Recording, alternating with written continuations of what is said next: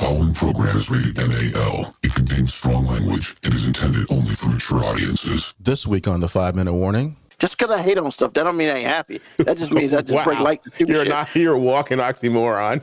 all day, all day, all day. Just because I hate on everything doesn't mean I'm happy.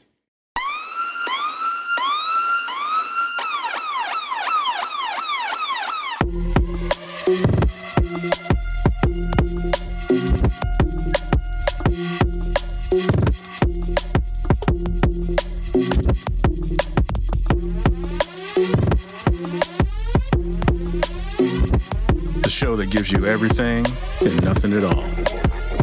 That's everywhere you don't want to be. It's Ruben, Mo B, and on the ones and twos, AG.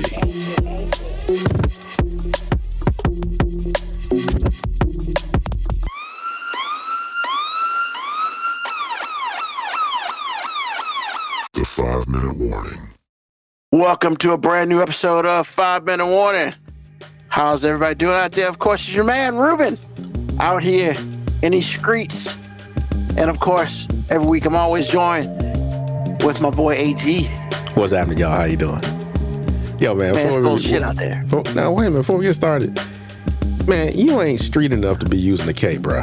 This is the second week in a row you've been perpetrating. You are an imposter right now, sir. Hold on, Flair. I am from the street. You are not. I am not. You are not. You grew up in the suburbs of Petersburg in a nice ranch with nice parents. You don't know nothing about the streets. Now, you might be in the street with a T, but with a K? I don't think so, sir. Stop it. Bruh, I was a half a mile from the streets, so I know enough. No, I'll give you that, because in Petersburg, you're half a mile from the streets. That's true. That's true. But you weren't in them, so you can't use the K. Why can't I use the K? No. Like y'all taught me on the show, there are levels to this. You have never seen a K. Not once. That's not true. Okay, it was probably fleeting. No, I've seen some Ks. Okay. I mean, I've been in New York at questionable times at night in places I've never been, and I was on a 36720. My shit went all the way around. I ain't trust nobody. But the person who I was with, they knew those streets. So really, you had an escort. You had an escort. Hell yeah, I had an escort. You think I go there by myself? Yeah, you don't have a K, sir. You don't have a K. Moco Cowboy said I can use a soft K. Moco Cowboy, don't entertain him. Please don't. But he right, though. He is not right. Hey, man. You or I have never seen the streets. We have seen the streets. Hold on. I've seen the streets. However, I did not involve myself in them. Well, so, okay. You saw something on TV. Let it go. No. I mean, I've been in some streets. All right, Nino Brown. Hey, I ain't say I've been in those streets. That's exactly my point. But I mean, I've been in places where those streets were not like the streets that I grew up in. So but that don't mean I ain't never been to one. Now, have I ever been to Southside DC? Southeast DC? Hell no. You've never been to Southeast? For what? Bruh. Ain't nothing there for me. Actually, Southeast can be really nice. I have some family that lives in Southeast. I mean, that's cool. Yeah, exactly. Have you ever been robbed? Hell no. Exactly. You ain't been in them streets. You've been in the streets, and that's figurative. Hey. I mean, the only reason you was in the streets is because you had to go to work. You had to go to school. Sometimes, I learned at a late age in life. Sometimes, man, when you a big fat dude, man, people gotta think twice. Is this what we're doing, man? Hey, I'm just being honest. Like really, I'm being very honest. Cause you're right. Cause you can't run from nobody. I mean, I know I can. I mean, it's fight or flight, and I ain't Black Lightning. Well, you better learn how to fight, because we ain't running too fast from nobody. But here's the thing, right? Some people got to make a conscious decision. Do I want to involve myself with this big dude? They at least got to think about it. Bro, you're too short for somebody to make those decisions. You're too short for that. We are too short for anybody to make that decision. And see, that's the problem, right? When people think that, they overestimate and they get their ass whooped. Not as often as you think. You're right, because they don't be making those decisions. they take. Cause look, man, when it's all said and done, look, have I ever been in a fight? Maybe one real fight. And you're 50. That ought to tell you something, sir. Oh, that just means I'm good at avoiding. Again, that tells you something, sir. Hey, you're right. I don't put myself in positions. Hey, look, I can't swim. I don't get in the water. I mean, that's just what it is. I can't fight. I don't go to places where I might have to fight. Okay, well, for the record, I'm going to let people know that I'm not from these streets. I'm not even from these streets. I'm just existing, minding my business. I go nowhere where American Express is not accepted. I mind my business. Mind my business. With that being said, I do have family in Manhattan. So, like, if you're in Manhattan, those still aren't the streets. Now, there are some parts of Manhattan, but I've seen enough of Manhattan to know that you're okay. Hey, once again, I never said I was in those streets, because those places. However, I have walked through Brooklyn at nighttime. So have I. But where in Brooklyn were you? What stop would you take? Would you take any of the Alphabet Street stops? First of all, you asking me questions I don't have answers to. I've been there one time, man. I went to. Did you get there by car? No. Well, I drove to New York, but we took the subway, and we got off at the wrong stop in Brooklyn, and so we had to walk. Me and two other guys, we had to walk through like a neighborhood in Brooklyn at nighttime, and they ain't had no motherfucking street lights. Okay, I'll cut you some slack. But it still all depends, man. If you got off on the Alphabet Street, then I might give you a little bit. Man, everywhere in New York is either Alphabet Street or a number street, and none of them good. Well, if you got off, what I'm saying is if your train stop going to Brooklyn was an Alphabet Street, I might give you a little credit. See, I don't know. I don't even remember, man. All I know, it was like we got off, and we was just like, hey, wait a minute, this place ain't here. So we pulled out the phone. Oh, yeah, it's about 30 minutes that way, by foot. And so we walked. It was like, I don't know, 6, 7 at night. And by then, it was like in October or November or something. So it was after freaking daylight savings. So shit got dark at like 5. So me and the other two dudes were walking through Brooklyn, man. Oh, so y'all 3 deep? Yeah, but shit, man, we ain't know what the fuck we were. I understand that, but y'all and it was dark. Deep, man. Y'all still it was dark, and there weren't no street lights, bro. I understand that. I'm just saying it. Hey, man. I'm just saying, if you run in packs, it does help. The right people stay in the house. So that's all I'm saying. Okay. All right. And then we eventually got to where we were going, man. But it was, trust me, man, that 30-minute walk was high alert. High alert. High alert. Probably like what my dad felt like when he was in Vietnam, I'm sure. I mean, your head's on a swivel, sir. I mean, bullets might not have been flying, maybe, but I'm just saying. Hey, man, we kind of walked. We kept our voices low, and we walked in the middle of the street. Hey. Understood. I mean, because you can't walk on the side of the street, because then you're in motherfuckers' yards. And some people feel a certain way about that. And now, with that being said, I will say this. It was me and 2 other white dudes. We didn't know what part of Brooklyn we were in, so we felt like we might be a little okay. However, this was when I was, well, how heavy was I? I won't lie. I might have been big. I might have been like 2, that's funny. I might have been like 340, 350. So like if shit went down, that flight is not an issue. It is fight. And yeah. Just saying, throw yourself into somebody's knees. It'll be over before you know it. Yeah. So. Just saying. Woo. Restless Game Dev, how you doing? First time catch streak. Congrats. Thank you for joining us live. Hey, man. All right, let's do a few episodes. Did Restless Game Dev, did he like listen to an episode where you're talking about those steaks at Dollar General? Probably. Yo, man, their steaks might not be good, but their spices are awesome, bro. I mean, their spices are awesome. I'm telling you. I'm telling you, I really, one of these days I wanted to try one, but I'm just like, Telling you, man, can't do it. their spices are legit, bro. And the measuring cup. We went there. Because my wife needed something from Dollar General, and I had forgotten just a year prior. I had gotten some measuring cups from them. Yeah. A set, bro. Everything in there ain't cheap. Snacks ain't half bad either. It's not even $1 no more. Well, $1.25, whatever, man. Come on, bro. You're talking about 25 cents. Still close to $1. It's closer to $1 than it is $2. Macklemore said that shirt was 99 cents. Well, there is some 99-cent stuff at the thrift store. That's what he was talking about. That's right. He wasn't talking about Dollar General. That's retail. Hell no, you can't make this song about Dollar General though. It don't Yes, you rhyme can. shit. Somebody will do it. They haven't yet, so it must have sucked. Well, if they can make a song about Thanksgiving dinner not being cooked very well and don't bring that foolishness to my house, yeah, they can make a song about Dollar General. First of all, that shit was funny. It really was. That's why I sent it, because that was weak.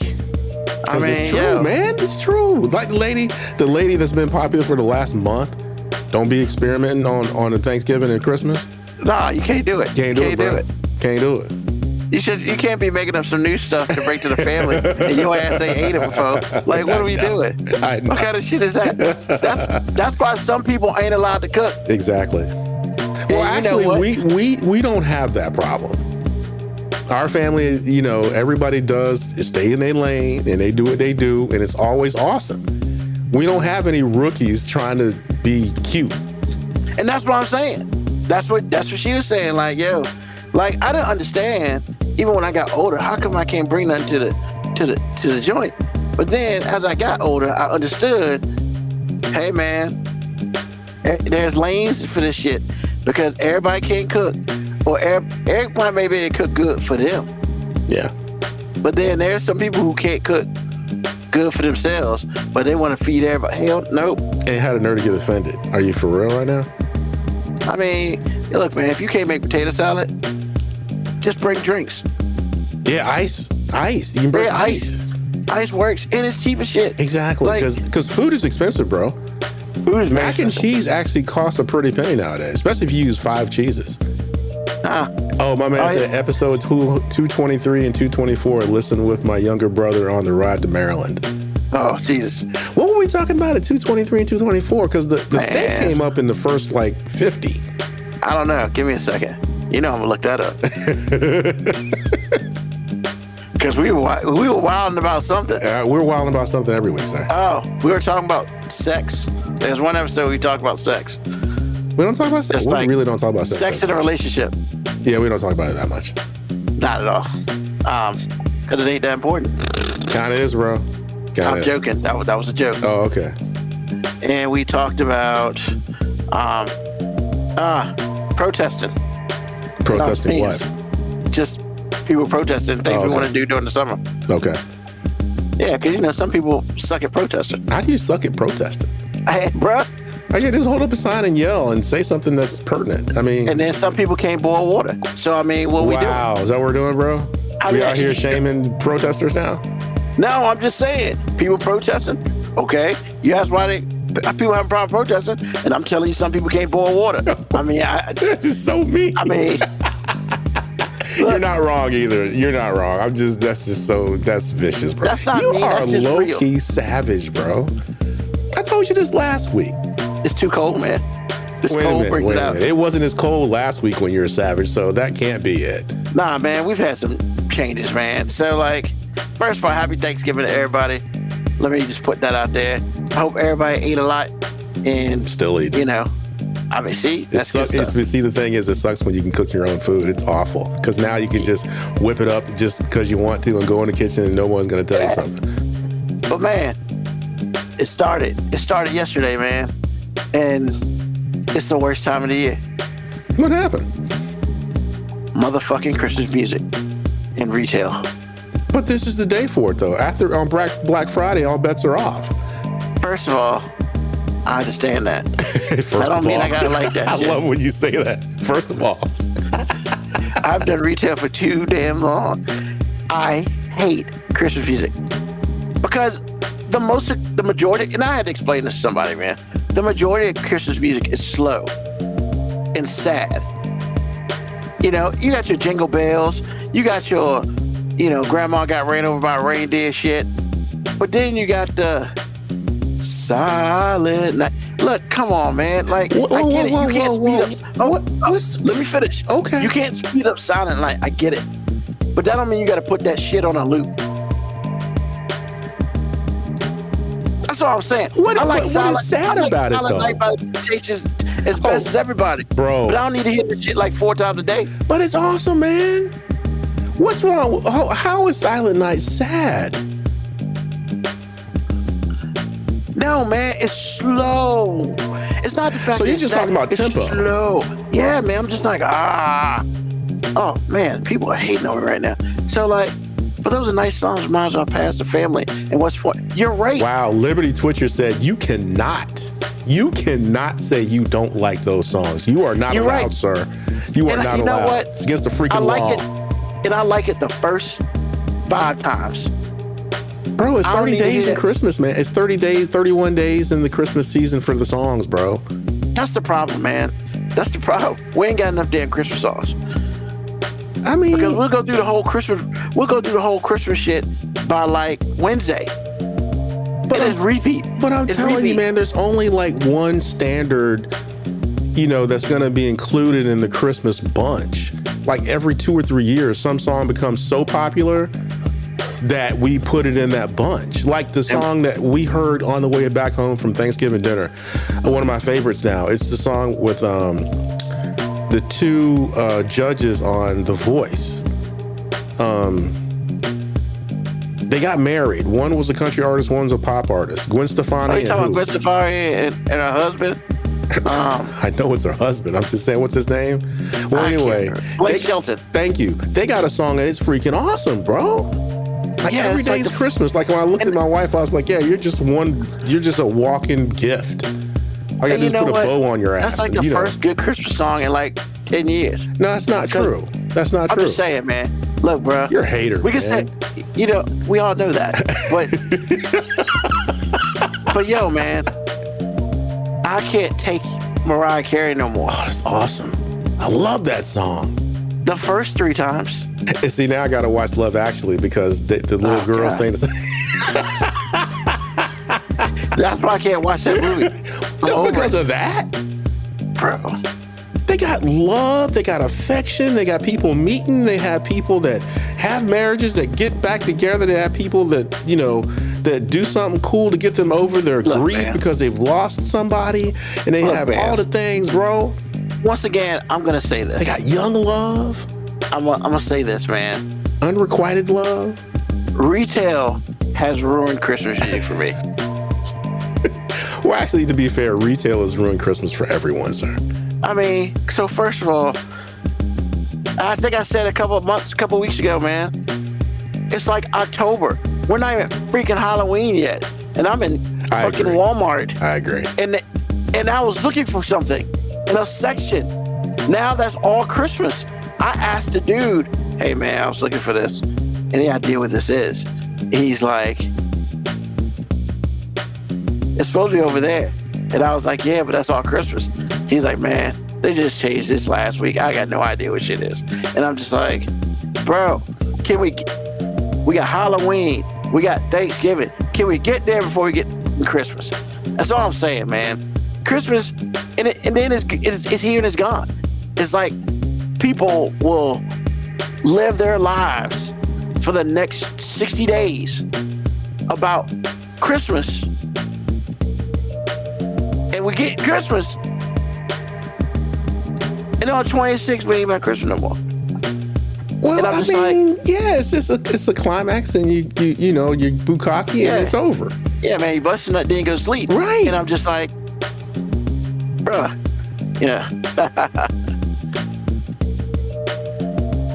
So, what's going on?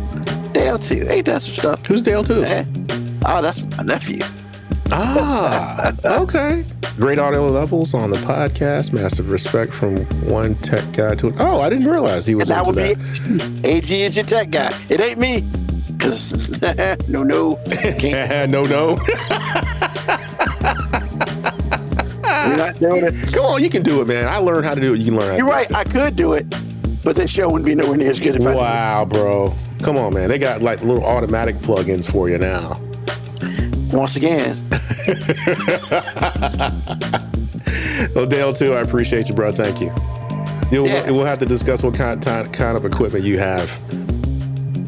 Yeah, exactly. Just that's a good starter place. Just download Audacity. Absolutely.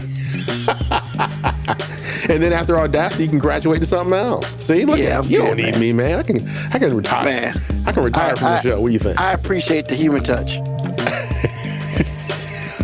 on that and all other things, but we can have that conversation later. So, yeah, man, it's I'm just like, I don't hate Christmas, but the music. So just to be clear, it's not Christmas you're grinching on, it's the music. Oh, yeah. Now, does it have anything to do, in addition to you hating the music in general, does it have anything to do with the fact that they do start on like the 1st of November? I mean, they start on the 15th of October, most definitely. Oh, they do? I thought it happened like right after Halloween. Walmart was doing that shit on the 15th of October, bro. And that's what's killing it for me, man. Like, by the time I get to December, my Christmas spirit. Come on, man. Now, when Christmas gets here and I be around family and stuff, 100% different. Okay. I'm about Christmas. Because the cool thing about Christmas is my family will play a whole bunch of Christmas music during the day. So we can survive. So so let me get this right. Your Christmas spirit is always with respect to music or not. Is that what you're saying right now? If there's music, you're hating life, and if there isn't, it's all great. Look, I'm a naturally happy dude. I am. Are you sure about that? About everything. I am. Just because I hate on stuff, that don't mean I ain't happy. That just means I just like stupid You're shit. not here walking oxymoron. All day. Just because I hate on everything doesn't mean I'm happy. Oh my God. That's All day. podcast gold. Hey, Dale, your cousin crazy, man. I think he probably knows that, but that was gold. See? You ought to have t-shirts with that. Moco Cowboy stance. Hating brings him joy. So here's the thing, man. Like, I think Christmas is an awesome holiday. I love Christmas. And now that I'm older, it's not about me giving. It's not about me getting gifts. It's about me giving gifts. Sure. And stuff like that. So I'm cool with that. I'd probably love it more if I had children, but I don't. But I'm good. I got nieces and nephews and stuff, and that sort of thing. And when we get together for Christmas, we have a great time and family. I love it. But bro, like, the Christmas music thing kills it for me. Not just the music, the amount and just the I feel like I'm getting punched in the face. Well, you are. When I'm in retail. With Christmas music. I know it's effing Christmas. The store looks like effing Christmas. Like, what are we doing? And that's all I'm saying. It's like, yo, man, if I walk in, I see fucking Santa right there, and then I walk in, I hear, Silent Night by the Temptations, and then I go on this drive and I see some elves. I mean, I think I know it's Christmas season. Like, I just don't need to be pummeled with it. Well, when I'm just trying to go get some milk and some cereal. That's all I'm saying. Like, I'm not trying to do much.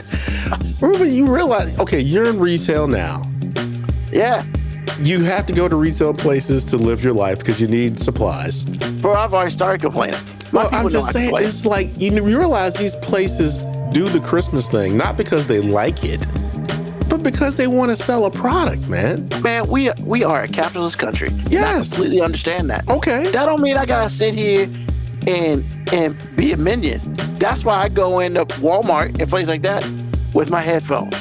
But then I get the visual eye stuff, and I'm just like, bro, I mean, it's too much sometimes. That's all I'm saying. They can calm down on that shit. Well, actually, they can't because they have to keep up with their competitors. Exactly, and that's why we're a capitalist country, and I understand that. That don't mean I gotta sit here and placate to all of it, because I don't. Wait a minute. Grinch and Screws did the fusion dance from DBZ to create the ultimate Christmas music hater. That's right. Right. I don't even know what DBZ is. What is DBZ? Dragon Ball Z, baby. Oh, Dragon Ball Z. Okay. Yeah, they do it. There's a fusion dance you do, and they come together. Oh my! And I guess they make me, and I'm fine with that. Like, you can be a character on Dragon Ball Z. I mean, now, would that be the original Dragon Ball Z or all the other spinoffs? Well, so there's Dragon Ball, there's Dragon Ball Z, there's GT. GT sucks though. We don't talk about that. Was it like Voldemort? Pretty much. So yeah, it's pretty much Dragon Ball Z. Dragon Ball GT just kind of sucked ass. Nobody liked that, and I don't even think it's like in the real storyline. I think they kind of moved that to the side.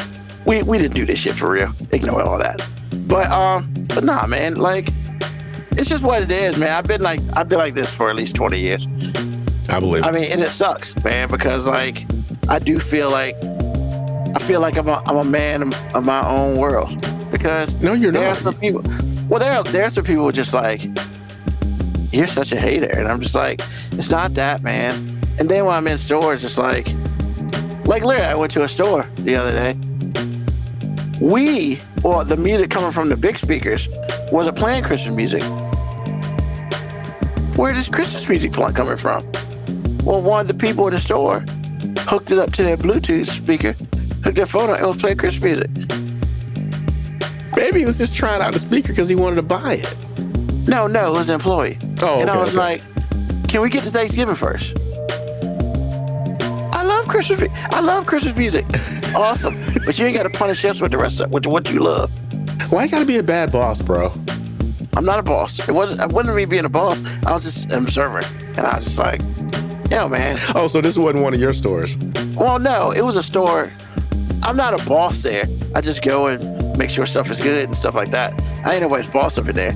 But nah, man, because that person was very happy about Christmas. And I was like, I'm happy about Christmas on the 25th. What is here? Like, we should probably just talk about Christmas. Now, we gotta have a Christmas episode, bro. We can. Where I play Christmas music in the background. Man, you be doing the show by yourself. Hey, I could do the show by myself on Christmas. I didn't say you couldn't, but I'm just saying. So the idea that I would play Christmas music in the background would make you not do the show. Probably. That is harsh and unbelievable. You love this show. I do. I hate Christmas music. So you hate Christmas music more than you love it?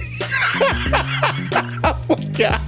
Man, don't make me make choices like that. That's all I'm saying. So is that like choosing between your mom and your dad? See, that's just messed up. Nah, it's more like choosing, like, I don't know. It's just, that's rough, man. That is amazing. That is a lot of hate, bro. 20 years of it, man. It builds up. The retail would do this. What happened to you between age 0 and 29 that helped you turn to the It wasn't 0 through 29. You said 20 years ago. That'll make you 30. 51. That'd make me 31, yes.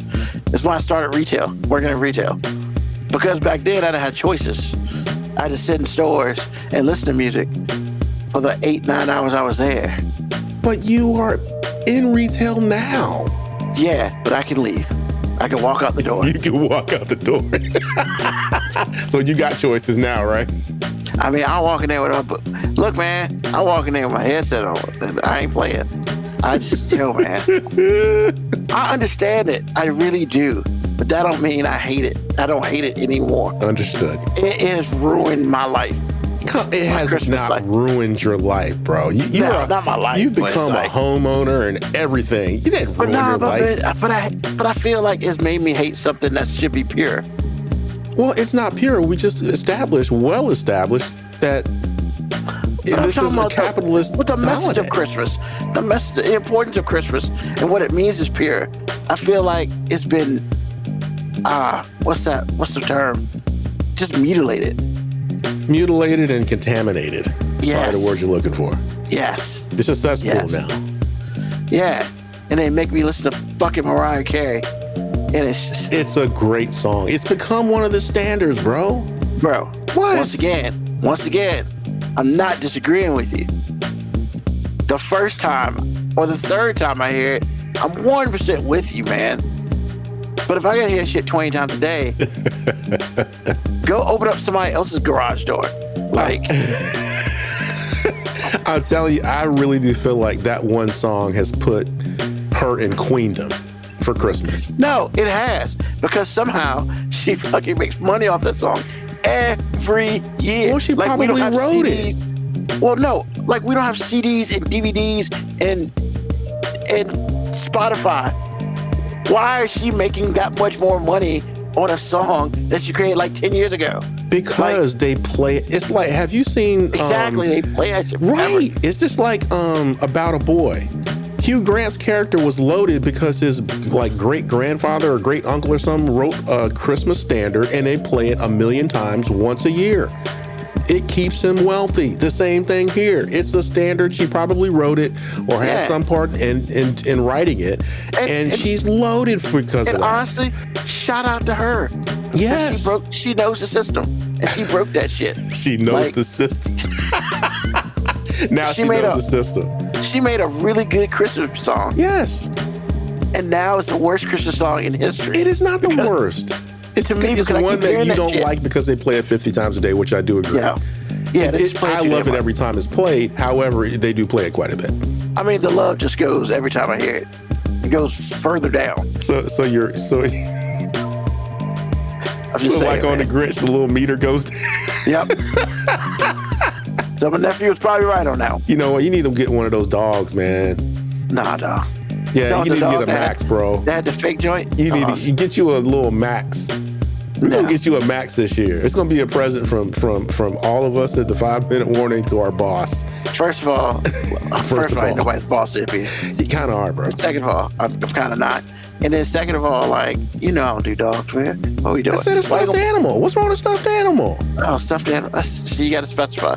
I just said that. I said get you like a little thing. See, that'd be kind of cute, though.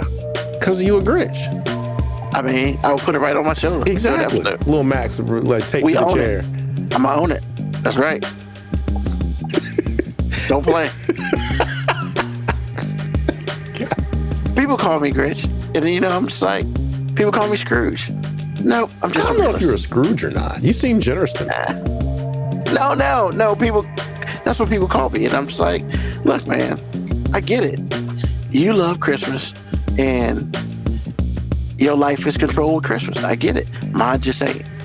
Well, see, those are misnomers. I shouldn't call you the Grinch. No one should call you Scrooge either. And this is why. Because those two characters had something really traumatic happen to them.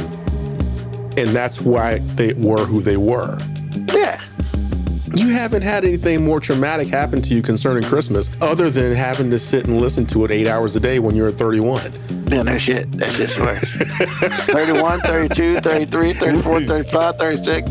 I mean, I'm all the way up to 40, man. I got to listen to this shit. Okay, it's clear that you watched Sesame Street as a child, but you ain't got to do all that. Why you extra, man? Come on, man. It's surprisingly, I didn't watch a lot of Sesame Street. Are you serious, I watched bro? Electric Company.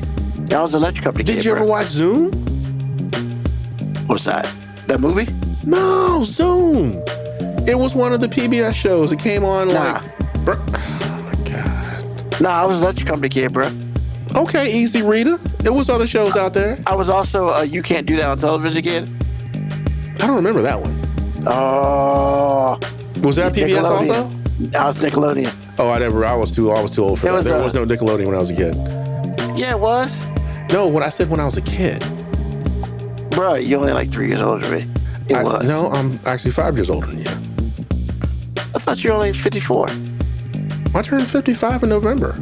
Oh, well, you're 4 years older than me. Oh, 4. Okay. Yeah. So, I mean, but still, I understand the point you're trying to make. What I'm saying to you, by the time I grew out of that, there was still no Nickelodeon. Oh, damn. You missed out. Well, I did because I went back as an adult, and all that is my favorite. All that. So hold on. There's 2 parts of Nickelodeon. Okay. It's pre-Snyder and post-Snyder. Oh, okay. See, now I understand. I was pre-Snyder. Right. Okay. I didn't know there was a pre-Snyder. I thought he was the guy. Oh yeah. No, it was like a comedy sketch TV show with kids from Canada.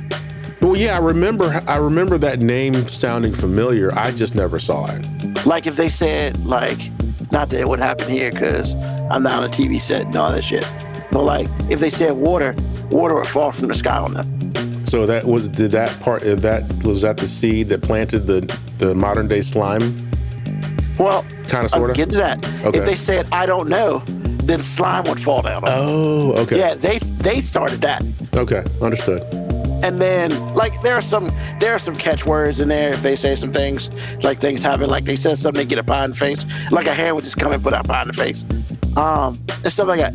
It was like children's sketch comedy, and it was pretty funny. They had like 3 black people on it. Nickelodeon is pretty good about having more than one token, that's for sure. Yeah.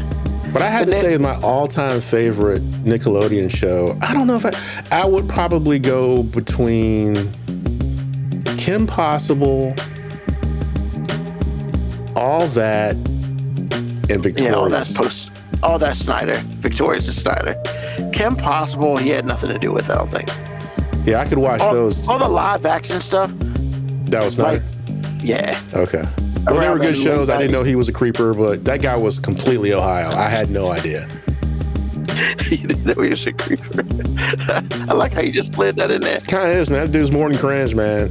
He definitely had the cringe. Like, I mean, honestly, man, he came from that that head of the class show. It wasn't that great. It was all right. That show was good, man. Okay. We can differ that show was really good. We can differ on that. It's okay. But yeah, man. I heard he was kind of a whatever, but watching Quiet on the Set, creeper. That dude's lucky he's not in jail. Hey, the party ain't over yet, sir. I think the statutes of limitations have run out on that. Well, I'm just saying, because based on what you told me and what I've heard, okay. Bro, you need to see it. Do I want to see that? Bro, I'm telling you. Is it still on Netflix? It was on Max. Oh, Max. Okay. Is it still there? Probably. Okay. I don't know. It was an ID show. Something.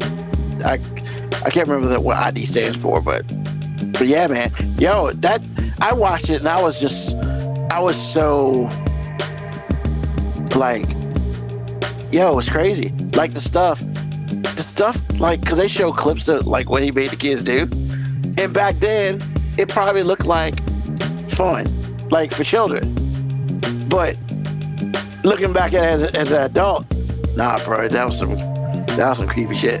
Like literally, there's one scene in Zoe 101, I guess, where something happened and a kid like squirted, like a kid had a hot dog or something. Okay. And it squirted out like liquid onto the girl's face. And it wasn't ketchup or mustard?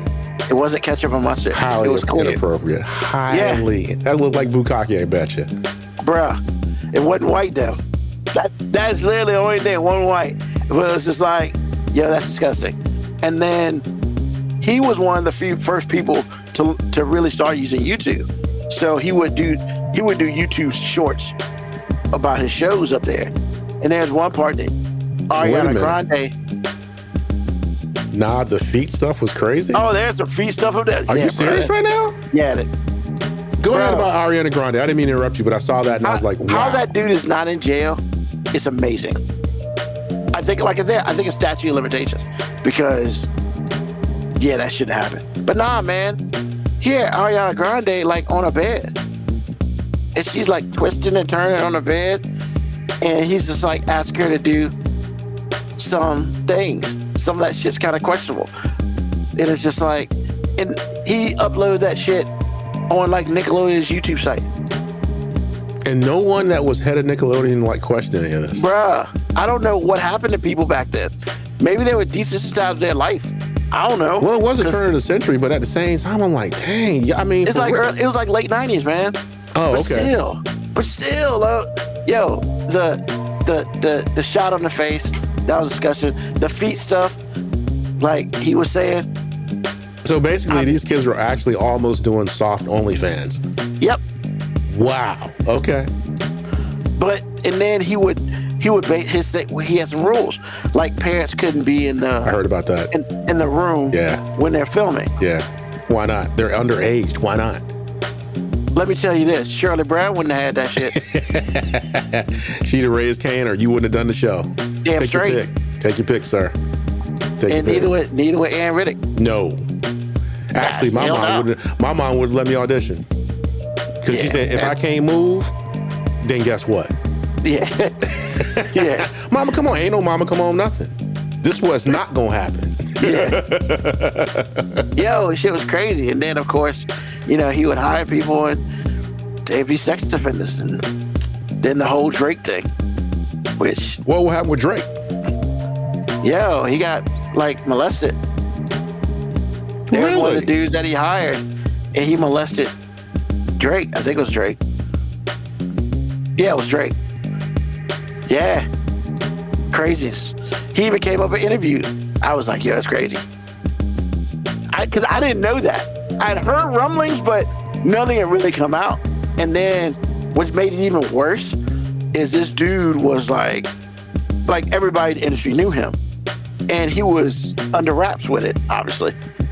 And so, a whole bunch of stars wrote, letters of, positive letters of, backing him, saying that all this is a lie. There's no way he could do this, blah, blah, blah. And it came out that dude was so guilty. Wow. So guilty. He even to the point, that dude was so guilty that he turned Drake's dad. He had him, Drake, and his dad, he split them up. Because Drake's dad was like, nah, player, you're not just going with everybody. And so, but mom was all about the money and shit. Oh, I thought he and his mom were tight.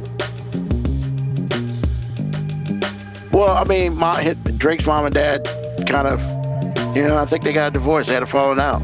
But they allowed him to do this. Okay. As long as one of them was whatever. But yeah, that dude convinced his mom to separate, to push dad out, which caused an issue with Drake and his dad. And that's when it really got down.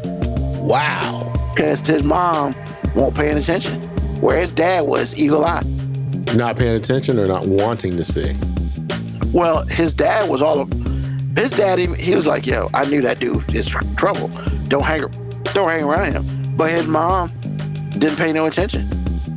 Next thing you know, the guy's on a consistent basis. Okay. Yeah. And there's a special place in hell for people like that. Truth. I mean, there's no death for them. There is true hell for them. So, yeah, I don't play that. I was almost pissed off for him. And the fact that dude's still alive is impressive.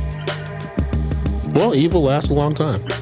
Says it Well, about he went to jail. He's usually in jail. They don't play that. I mean, yeah, but I mean, if you can put $100 a month in everybody's canteen, then I guess you can stay alive, right? I guess. I figure as long as he didn't touch anybody, maybe. But maybe, you never know. You never know. Yeah.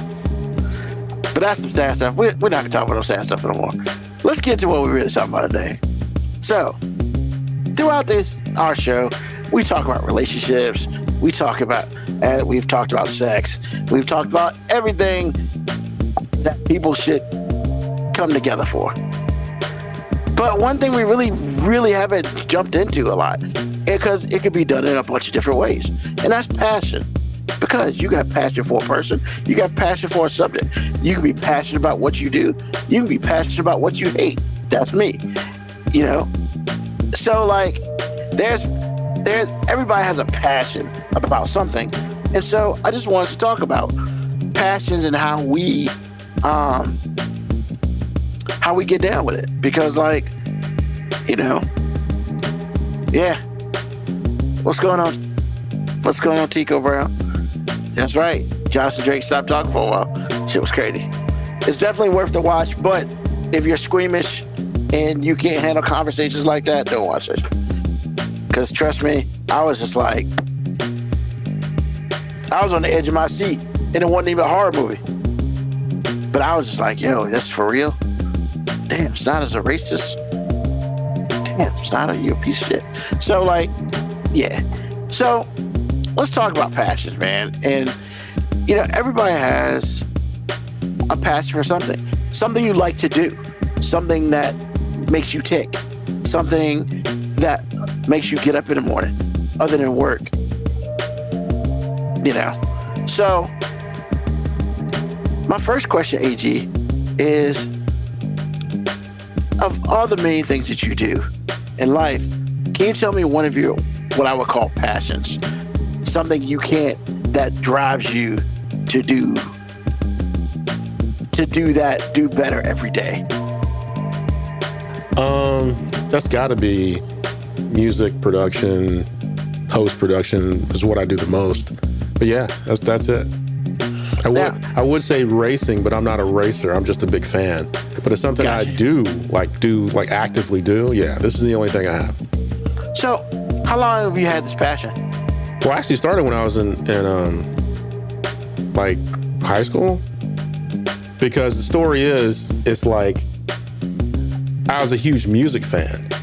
Mm-hmm. And you get accustomed to what music sounds like. Whatever your genre is, jazz, rock, it doesn't matter. It sounds a certain way on record, especially pop music or, anything popular. It has its own sound. It has its own vibe. Well, my journey started when I got my first drum set. And the handful of guys that endorsed my drums sound a certain way, right? So I'm thinking in my head that when I get these particular drums, then they're going to sound just like the record. That is so not true. I have not been any more heartbroken other than a girl than that moment. And my parents spent good money on these drums. And it's just like, I spent about 10 minutes being a little sad because they didn't sound like the record. And I was like, this is awful. So I played in a few bands and this and that. That was fun, but it wasn't really my thing. A lot of the things that went on with playing in a band I really didn't like. It wasn't my vibe. What instrument did you play? Drums. Oh, I was about to, did you play bass? No. See, now you're being South Park now. No. Yeah, no. That was awful. It was the most racist thing I've ever seen. Everybody at work that wants me to see this, I said, I will not watch that episode. That shit was funny. It was racist, but it was funny. I'm not saying it wasn't racist. It was very funny because I watched it I watched it low key, and I was like, okay, y'all right. That was funny. That was funny. Damn it. Exactly. That was funny. So I really got interested in not necessarily being in a band, but everything that made the music sound like it did on the record. Well, I was in a music store one day, just kind of looking around because I like being there. And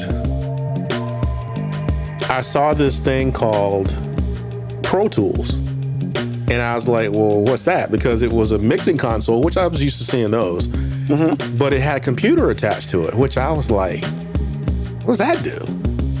Well, basically at the time, it took the mixing console went into this big interface, and the interface went into the computer, and you could manipulate like sound, like nice. a Word document or an Excel. You can just move stuff around, and everything was digital, so you could kind of move it around. And I was like, okay, that's what's up. Well, that man told me it was $25,000, and I was like, bruh. $25,000 it's a lot of money now. $25,000 like 30, 40 years ago was like, what? It was a lot less than FL. It was primitive based on what we are used to today. It was really primitive. I mean, super primitive. However, in 1990, it was a magic trick. So FL Studio is just a different program? Yeah, it's a different program. A lot of beat makers love it. I have never used it, but I see a lot of beat makers. Actually, I would say 9 tracks out of 15, or not 15, but 9 tracks out of 12 on the Black Album from Jay-Z started in FL. Okay. FL's no joke. If you're a beat maker, they gravitate towards that. Every genre has their little DAW or whatever. So I got married, still didn't have it. I hadn't played drums in a while. I hadn't been in a band in a while, but I still wanted to do it. Well, I got my chance because Pro Tools had gotten so cheap, and it came with another package, and I was like, I'm going to buy it. And my wifey was like, if you want it, then that's what we're doing. And mind you, when we first got married, we didn't have a lot of money. And it was just like, she didn't care. She was like, you've been talking about this for a while. I remember being there when you were a teenager. So let's get it done. So we did. And that's where my journey picked up again. So I was like, I got good enough in Pro Tools, so I was mixing some songs, whatever it was. But then when you came along, you changed my entire life. From a musical standpoint, you did, because you let me into a world that I couldn't practice it because I didn't have any examples to practice. I didn't have any media to practice. So when you came along, I understood what to do. I understood what I didn't like. I understood what I did like. I understood what needed to go here or there. I had skills enough in Pro Tools to get that done. But post-production is a whole nother thing. And it was really where I wanted to be. I haven't mixed a song in a while, but I do this every week. And so... And you're awesome at it. I appreciate that. So I spent a lot of money in tools. I spent a lot of money to make sure that my stuff is good or whatever it is. But really, that day in 1990, stopped because of, the finances, picked up later when it got so cheap I could afford it, and then blossomed into what I do now because of you. So 5 years ago, my life changed completely because I was doing post every week and I was getting better because I couldn't stand what I was hearing. I was like, what the hell is this? So I was like, then you figure out like each week, it'll be like, oh yeah, you can do that. And then you can do that. And then lately, because I said this on Taking No Shorts. And I said, finding compression settings for spoken word has been eluding me for a while. Because what you want to do in this setting is not what you want to do mixing a song. Because dynamics don't mean nearly as much when you're talking about spoken word. You don't want anything jumping out at you. You just want a smooth signal. And so I finally figured it out because I had gotten good enough with a compressor to sit back and ask myself what I don't like. And I was like, what you don't like is Mo B just jumping out at you, or Ruben being really, really low, or me not really being heard. It's like, okay, I think you need to set your compressor fast attack, slower release, and it never ever stops compressing. So everything is smooth and everything's level. So now the last 10 shows, if you listen to them, no one jumps out at you. No one does. Everybody's kind of the same. And you get better as an editor because sometimes I'm saying something that's not really that important. And if I mute that, I find out that you or Mo is saying something that's more important. So I'll cut that out or I'll lower it or whatever it is. I'm a different editor than I was 5 years ago, for sure. So it's been a nice ride, but that is the passion. I think for me, based on what I wake up wanting to do, post-production is sweet. Post is good. Post is expensive. Promise you that. The tools are not cheap. But when you take, like, I remember when Mo started, he uses software so he can have a fan in the summertime, and he can have a fan going and not have the fan blow into the microphone. And I was like, this is not gonna work because it would put off a lot of feedback. And when he first comes on, it's just like, and I'm like, man, no one can hear that. So to have a tool that takes care of that and where no one's the wiser is worth all that money. Because when I listen to the finished product, it's like no one knew what I know. That moment in that podcast was a freaking mess, and now it's not. So it's just like Bill Parcells looking at his team going, yeah, that's why you lift all them weights. It's the same thing. All that learning, all those plugins I bought for particular reasons, all that journey that started in 1990 gone on till today, that's how I got here. And so that's what I love to do. That's the passion. So, and it's helpful to have a spouse that supports that, because I promise you, especially early on when we were having 3-hour shows constantly, that's like 5 hours for someone who was a new editor. And then you figure out certain things to do to make the editing faster because you're listening to it faster. But my wife would sit and watch me edit your show for like 3 hours at least a day. I'm so sorry. Yeah, it's all good. It's just part of it. And so it's just like, she ride or die. Because a lot of women wouldn't put up with that. They wouldn't put up with it. They would find reasons to start a fight about it, blah, blah, blah, blah, blah. Meanwhile, I'm hanging out with her in the mall for 6 hours at a time. No, fuck you. No, I'm not doing that. But she is not that person. She'll be like, her thing is like, you gonna go to work today? I was like, yeah, I gotta do this show. She'll read a book and she'll look at the back of my head for hours. That's dope. It is. That's why I married her. So you should put a smiley face in the back of your head. That way you're smiling at her every time she looks at you. Hey, it was just thought. No. So that's my one passion, because when you say passion, based on your definition, is something that you're actively doing. Yeah. So that's the only thing I'm actively doing. That's the only thing I actively do that I care to do. So that's what I do. Nice. I mean, my passion is very similar. You know, this podcast is my passion. And it wasn't just, I guess my thing was, growing up, you know, I'm about to say some shit I shouldn't say, but I'll say it.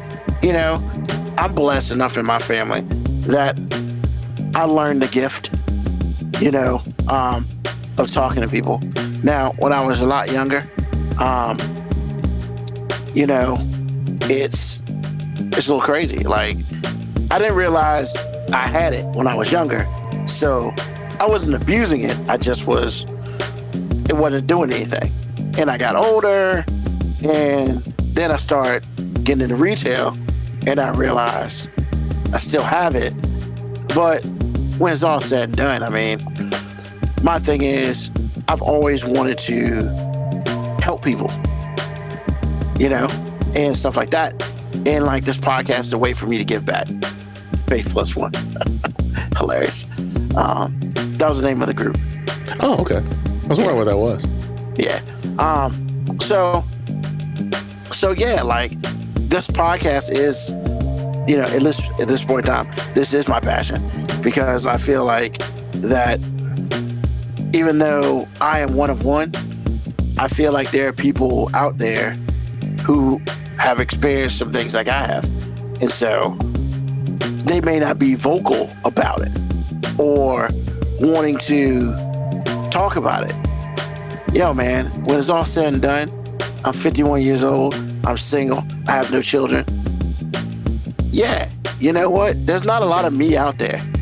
And so I like having conversations about, you know, my life could be this if I had a wife and some kids. My wife could be this if I just had a wife. But this is my life now. And I think it's just important to give people, you know, hey, it's okay. It's okay not to be married with children in this generation. And you know what? You know, if somebody learns one thing from these 250 podcasts, I did some shit, you know? But I will say this. My family, I love my family. The gift is in the family, you know? Even, I mean, you too, AG. We all can talk. Yeah, we can. And it is amazing that we can talk. And it's amazing that we're pretty, in social settings, we're kind of phenomenal. I'm not even gonna lie. I would agree. Yeah. Actually, you know, the funny thing is, I'm gonna interrupt you, but part of that is because in my family, I can say that, my immediate family, my mom wasn't gonna let me hide. Yeah. For sure. Now, it wasn't gonna happen. It's like, you're gonna come down here and do this. So go on with your story. But it made me think of my mom in a very warm way, because if it wasn't for her, I'd be a totally different person. Oh yeah, I mean, you know, like, it's awesome. Like, my parents, you know, my dad doesn't really talk a lot. My mom talks all the time. You know, I used to be in the middle. Now I clearly talk just as much as my mom did, and that's okay. You know, I ain't got no issues with that. Dad, I used to call Dad E.F. Hutton, because when he talks, everybody listens. So E.F. Hutton used to be, what was it, insurance company back in the day? Investment group. Oh, investment group, yeah. And when they gave you some shit to spend money on, you be like, yes, sir. So, but yeah, you know, this is awesome to me. And like, it's awesome to do this with like-minded people, like you and Moby. Like, I enjoy this. You know, but we also have other passions too. And let's be real, we're going to get in a little bit more of it. This is the part in life where we probably get a little bit more personal than we probably should, but clearly we don't care. No, because that's what the show's for, right? Yeah, we do it all the time. So, well, first of all, let me put a couple of things, you know. So, yeah, I can address this one. That's motivating. Hell yeah. Learning to truncate silence and read audiographs was a wild ride for me. And it's still a ride for me because what he's talking about is waveforms are frequencies. So they have a little, you know, crest and trough. But when you put them all together, they have shapes. And I'm starting to get to the point now where I know what something looks like. I know what a sneeze or a cough from me looks like. I'm starting to get to the point now where I can understand what a consonant and a vowel looks like. Fixing, like editing out, like I call it internet dropout, where words are stretched out because whatever is going on with the internet delivery, you know, all that stuff matters. So it's really cool to learn it because once you learn it, it's a skill, and it makes your life easier, and it makes a cleaner show or a cleaner edit, you know, whatever you're editing or what have you. So yeah, I totally get that, and I'm still on the ride. Got you. And how do you deal with passion burnout? I don't do it every day. I don't actively, like, for me, I will work till my fingers, you know, show the white meat. But when it's time, and when somebody gives me a day off, I'm not gonna do it. I'm gonna take off. I'm not one of those people. I'm not a type A person where if I get a day off, I'm still working. I ain't that dude. And I've come to accept that. For me, I will work until you tell me it's time to go home. When it's time to go home, deuces. And to me, answering that question, I'm gonna be honest with this. I haven't had that burnout yet because I truly believe in if you're doing something that you're enjoying, it's not work. And the day I wake up and I don't enjoy this anymore, I'm done. I'm completely done, you know? And actually, I've started to do more work on it on the back end at this point in time now than I ever had before. So I feel like, you know, I've just started my journey with my passion. So I'm on a long road to salvation, and I just started, you know. So right now, do I do it every day? No. I think about it every day. I'm not saying that, which is crazy because I'm not saying I want to get like super popular or whatever, because I don't. I just wanted to be available for people to listen to. Now, if money happens because of it, so be it. You know, but, you know, this doesn't pay my bills. Hell, this is a bill. Yeah, I know, right? True. So, True. You know, it gets to that point where, you know, if one day this thing gets big, awesome. If it never gets big, awesome. We're happy with our 5 to 10, 15 listeners. You know, if it goes up to 150, that's awesome. You know, I ain't Jim Jones, but I just want to spread a little bit. But I'm happy right now. It's not a burnout for me because it's something I love to do. I actually have found that I love to talk. Shocker. And now I get to talk on a pretty much a wider scale. So don't stop. Don't stop. I'm coming. Hey, you had to make sure that cowboy star was facing the camera. Wasn't even paying attention until you said something. I wasn't even paying attention. What star are we talking about? Hit this one. Oh, you had some to drink. I didn't even see it. Yeah. I wasn't even paying attention. Now, let's get down to the nitty gritty. Okay. Because we got to talk about passions. And, like, let's be real. You know, we have a lot more passion than things we want to do. We like to have passion for our significant other if we have one, or if you did have one. So, like, with your significant other, like, what can they do to activate the other passion? that you would have for them, obviously. Not that you don't constantly have it, but there's some times where, let's be real, depending on who that person is, if they just whisper some shit in your ear, all right, let's go. Oh, so we are going there. Oh, we going there. Okay. We going there. I wasn't So, sure. like, That's why I had asked you earlier. Okay, all right. Yeah. So I mean, like, I would say I'll start because this is fair. You know, we're open and honest here. You know, I don't have a significant other. So like, any out there who want to be, take some notes. So like, that's right. Sometimes you got to put stuff out there like that. Yes, you do. So like, for me, you know, nice things are cool, but you know, sometimes a small little whisper. Sometimes, you know, you do that one thing as we get to know each other that, you know, if once I see that tail, all right, it's time to go. You know, because I believe, and this is what I truly believe. I'll lie to you not, because I've dated people in the past. I have an Xbox, whatever. You know, because my thing is, at least back in the day, can't speak for stuff now. Back in the day, dudes used to go out all the time. Where you going? Who you gonna be with? Well, me and some of my friends, you know, we would play Xbox. So then it became a situation whereas, how long you gonna be on the Xbox? How come you don't pay no attention to me? Let me hit you up, man. I'm gonna give every person out here some God honest truth.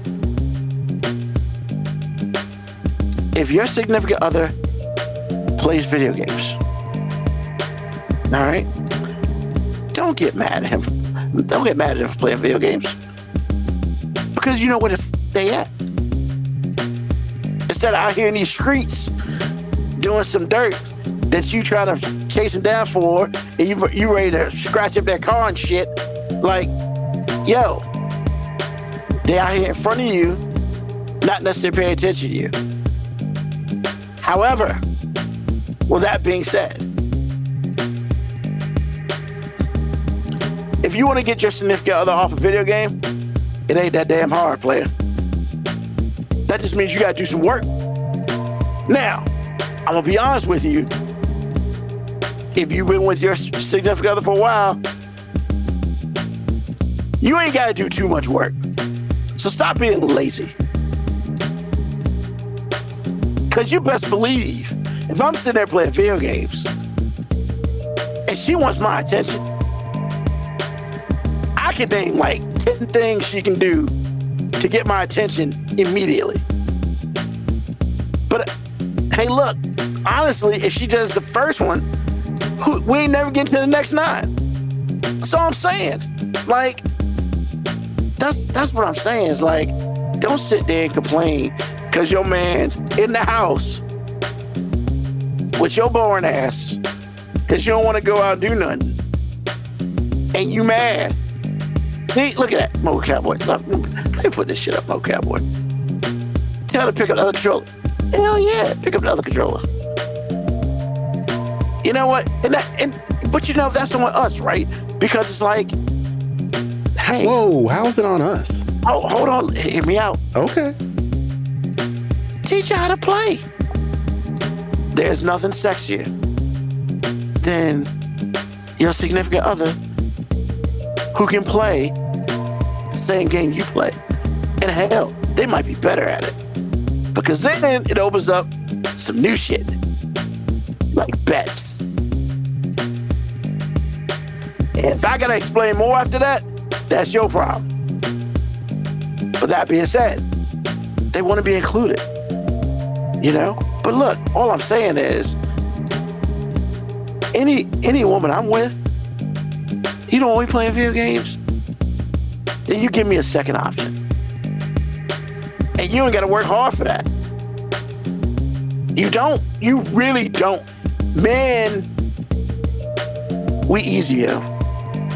I don't know how many times on this show that we said we pretty damn easy. But we pretty damn easy. You know? This is funny right here. If it's a quick match, let's chill. You get in the 2 League Legends match, there are going to be some more issues. See, and I disagree with that. Because, let's be real, I'm just going to put it out there. I don't give a damn what Legends match you in. If your significant other comes in that room with some sexiness on, and that's it, clothes or not, that Legends match got to go. Because when it's time to get down, it's time to get down. Now, if you do that, like if you don't get down to that, I can't help you. But, you know. So, real quick, Tico Brown, besides my family, that's just coaching and podcast. Went to school for counseling. Quickly realized I lacked their quiet empathy. Well, that's some brave. Actually, he empathizes pretty good. I don't know if I agree with that. I mean, I don't want to disagree because he knows him better than me, but I think it's... Now, would he give a rough answer? He might do that. But I don't know about not empathizing, though. That's not empathizing. You're supposed to be catering and shit. Oh, okay. Because I think he's pretty empathetic. I don't think, No, he's empathetic in that he understands. Right. And he may even feel. Right. But that's not what comes out. Expressing it is different. Man, sometimes, and we've had this thing going the last 3 weeks, man.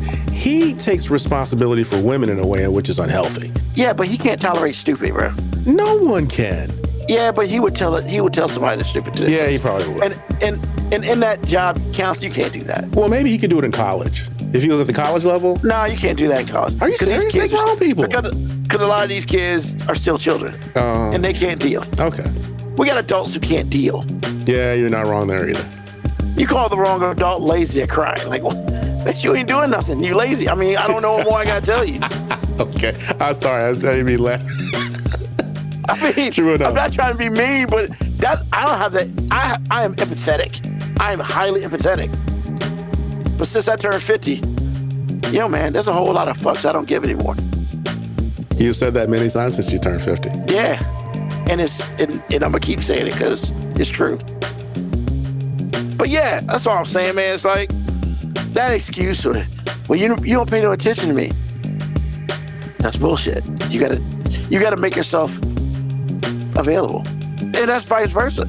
If you're looking at your stories and, your man wants your attention, if he wants it bad enough, he'll figure it out. And if he don't figure it out, I guess he don't get none. So it's just what it is.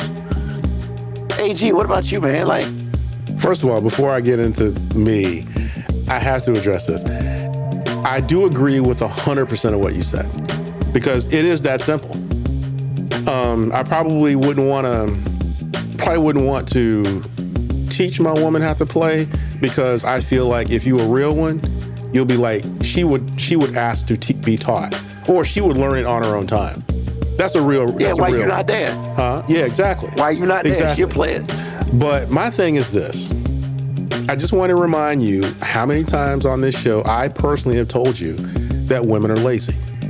They don't perform well. And half of the reason why they don't perform well is because they're lazy.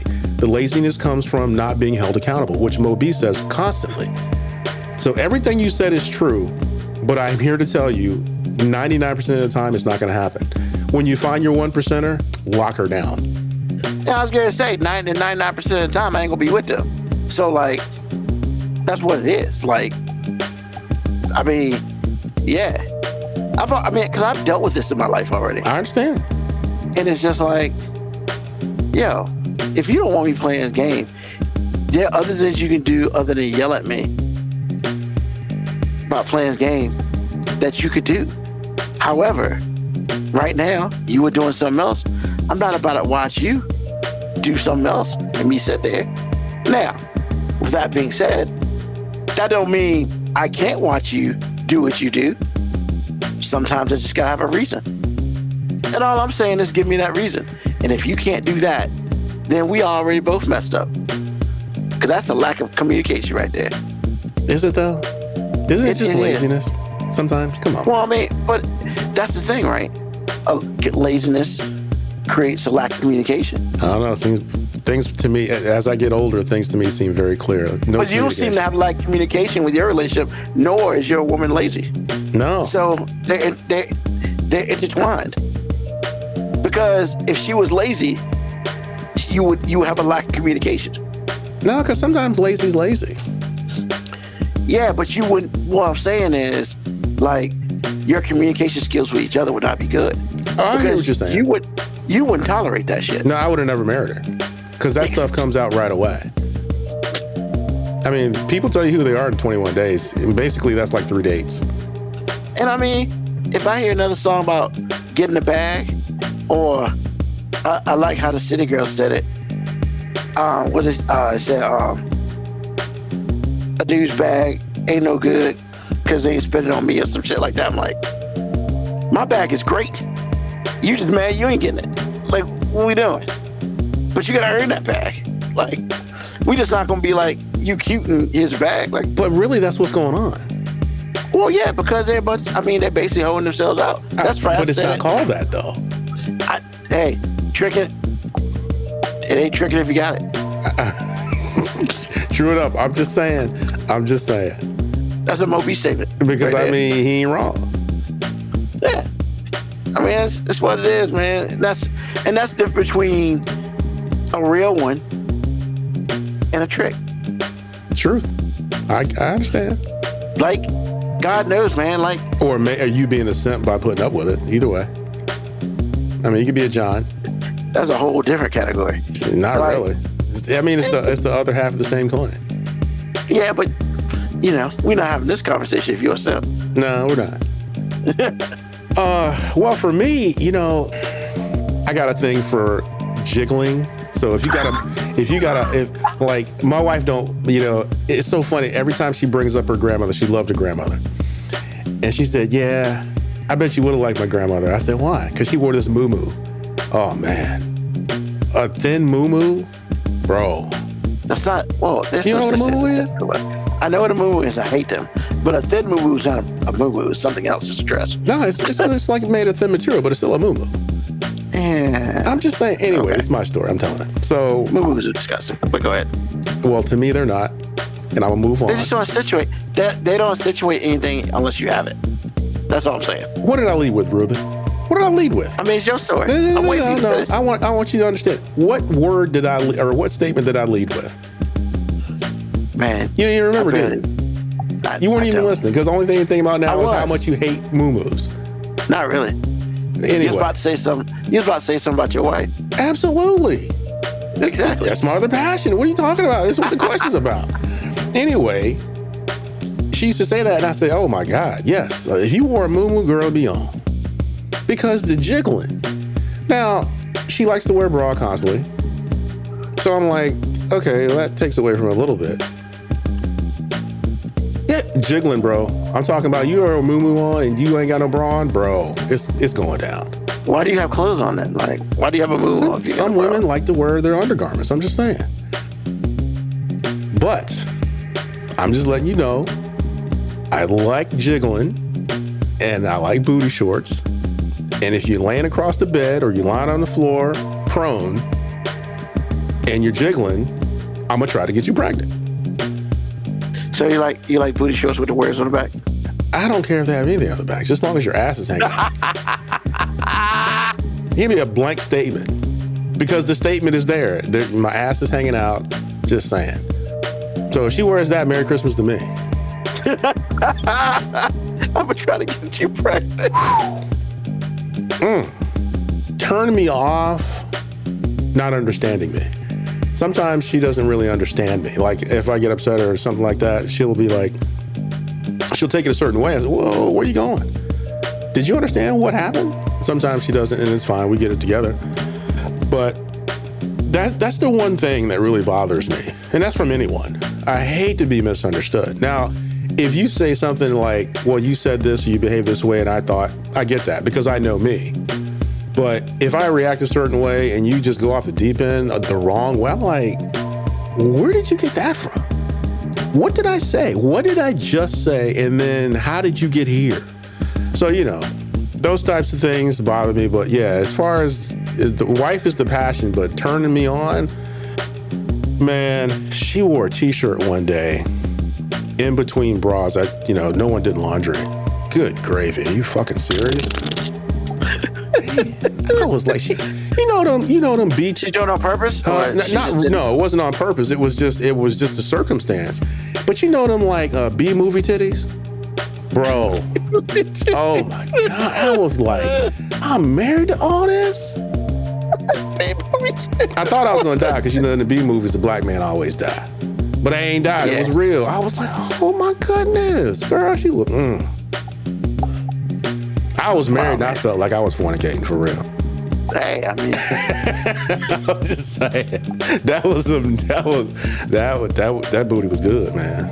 I hear it keeps the passions alive. It's helpful. It's helpful. Just saying, bro.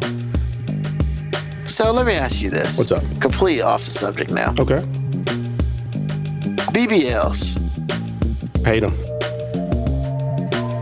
Why? Well, number one, they're not healthy. I'm just curious. They're not healthy. They're killing these women. They're expensive and they need upkeep.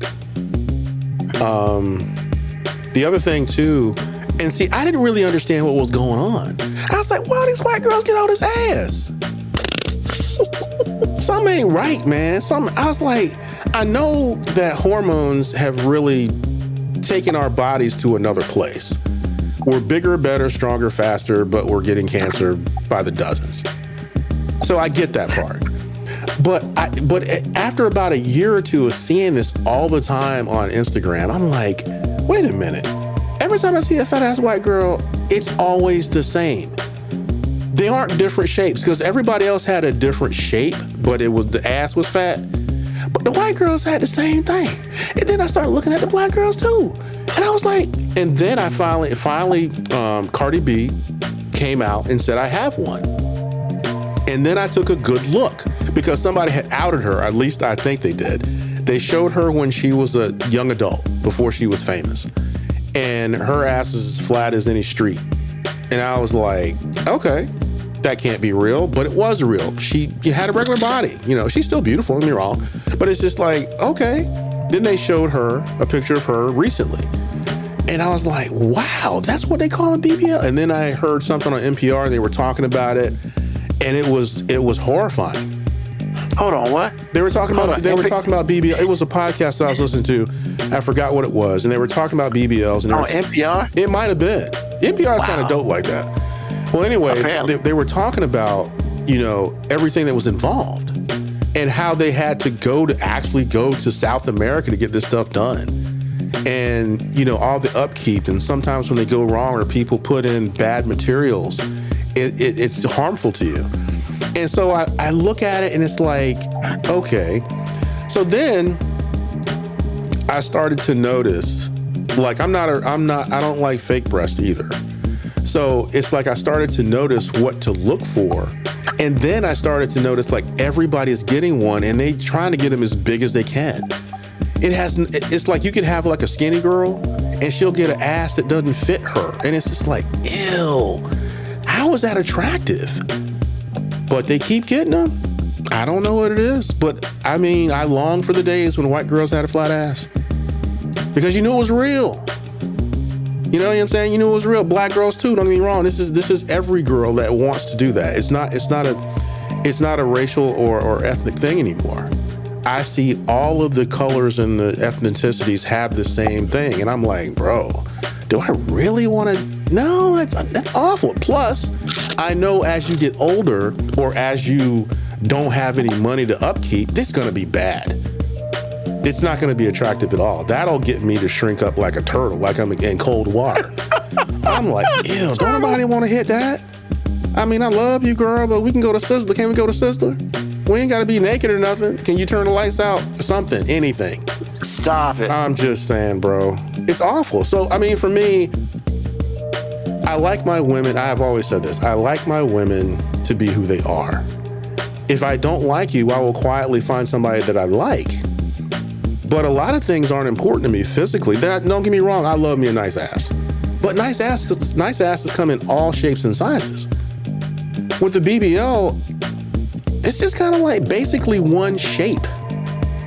You know, there's kind of like two variations, but it's still all kind of the same. And it's like, So, yeah, man. I mean, I like my women how God put them here. Now, again, if you lose weight and get fit, or if you're a little chubby or a little in between, I dig them all.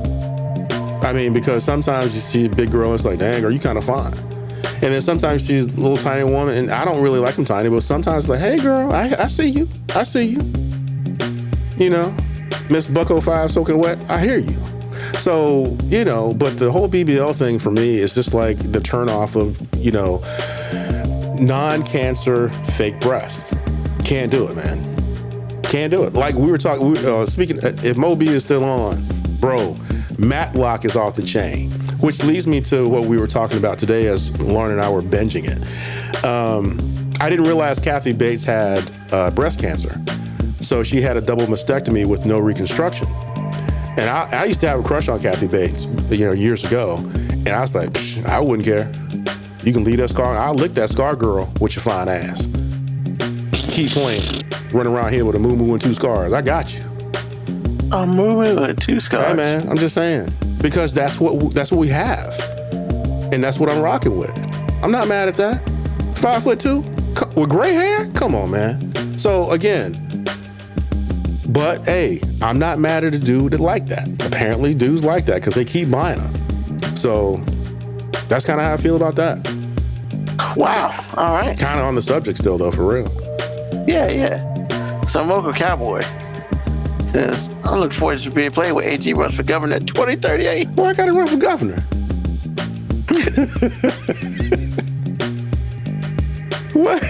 What did I do for that comment?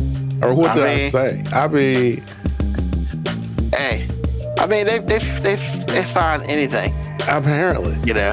So I guess if you run for public office, they about to play all these episodes. Come on, man. You have said that many times. That simp talk, you have to have it to trick, and that makes you a simp. Man, I can't believe you out here lying. Even when you ain't on the show, you tripping. Man, you better go get your boy, man.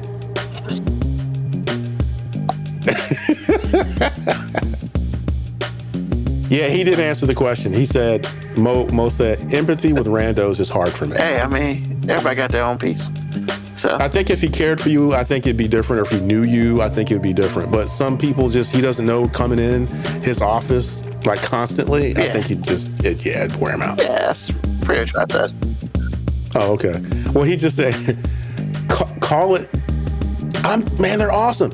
Call it a sundress. No one minds it when cheeks are flapping under it. Oh my goodness. I love sundresses. Yeah, he's talking about the moo-moo, man. It's a sundress. Woo. How many baby mamas was wearing a sundress that day? Almost all of them. Nothing says Ruben jump on me like a sundress. And on a fine woman. I'm surprised any babies are born outside of February, March. I'm just saying, bro. Bruh. I mean, like, you know, I understand, man. When it gets cold out there, you wanna go knock them boots like you're at Christmas or something. But like, bruh, like, if I were to have children, like I will create them in the summer because she would wear a sundress. And I'd be like, you could hit it in the car. I'd just spend like 4 hours with you, not being able to rip that damn dress off because we were in front of company. I mean, but could your parents say anything to you? You're married. Could they really say anything to you? Yeah, man, bang out of the car. You pay for the car. They can't say that's my house. This is my car.